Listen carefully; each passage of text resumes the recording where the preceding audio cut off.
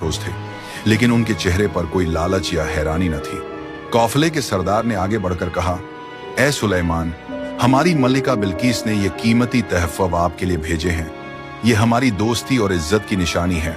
हजरत सुलेमान अलैहिस्सलाम ने एक लम्हे के लिए तहफ़्फ़ुज़ की तरफ देखा, फिर अपने मजबूत लहजे में फरमाया, क्या तुम मुझे माल ओ दौलत से राजी करना चाहते हो?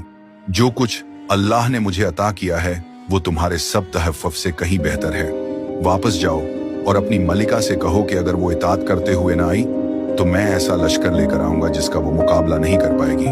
काफिले के नुमाइंदों के चेहरों से रंग उड़ गया। उन्होंने देखा कि सुलेमान अलैहिस्सलाम का मकसद दौलत या जमीन पर कब्जा नहीं है, ये पैगाम खालिस अल्लाह की बंदगी की तरफ बुलाने का है। तहफ़्फ़ुज़ वहीं छोड़कर काफिला तेजी से वापस लौटा। रास्ते में उनके दिल कांपते रहे कि अब अपनी मलिका को क्या जवाब देंगे। उन्होंने न सिर्फ तहफ़्फ़ुज़ के इनकार की खबर देनी थी, बल्कि ये भी बताना था कि सुलेमान अलैहिस्सलाम की सल्तनत कितनी अजीम है और उनकी बातों में कितनी गैर मामूली ताकत है। दूसरी तरफ हजरत सुलेमान अलैहिस्सलाम ने अपने दरबार में एक और ऐलान किया। उन्होंने अपने वजीरों और जिनात से कहा, बिल्किस को मेरे पास लाने से पहले क्या कोई उसका तख्त यहाँ मेरे सामने ला सकता है? ये सवाल मामूली न था।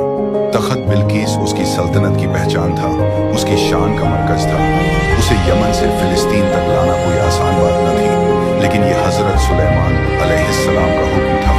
एक ताकतवर जिन आगे बढ़ा और बोला, मैं ये तख्त आपके पास ले आऊंगा इससे पहले कि आप अपनी जगह से उठें। लेकिन फिर एक और शख्सियत जिसके पास किताब का इल्म था, उसने कहा, मैं ये तख्त आपके पास पलक झपकने से भी पहले ले आ सकता हूँ।